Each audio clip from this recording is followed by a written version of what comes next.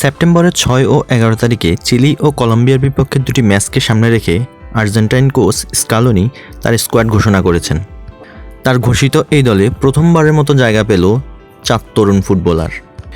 যদিও এই স্কোয়াড নিয়ে অনেক কথাই বলার আছে, কিন্তু আপাতত আমরা এই 4 ফুটবলারকে নিয়েই একটু কথাবার্তা বলবো। সর্বপ্রথম বলি ইজিকুয়েল ফার্নান্দেস বা ইকুই ফার্নান্দেজের কথা। ইকুই ফার্নান্দেস মূলত একজন ডিফেন্সিভ মিডফিল্ডার।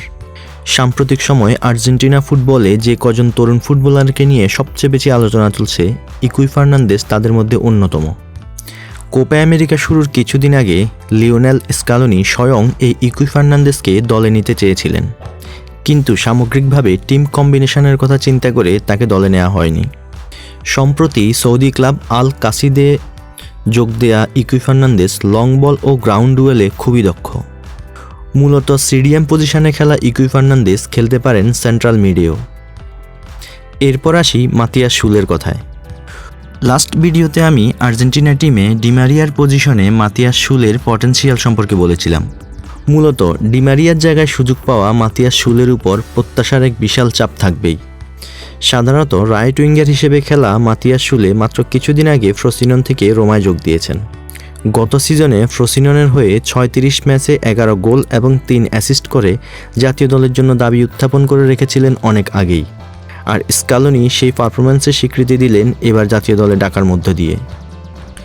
জুলিয়ানো সিমিওনে বর্তমান অ্যাথলেটিকো মাদ্রিদের কোচ এবং সাবেক আর্জেন্টাইন ডিফেন্ডার দিয়েগো সিমিওনের ছেলে তিনি, কিন্তু জুলিয়ানো সেই পরিচয়ে জাতীয় দলে সুযোগ পাননি।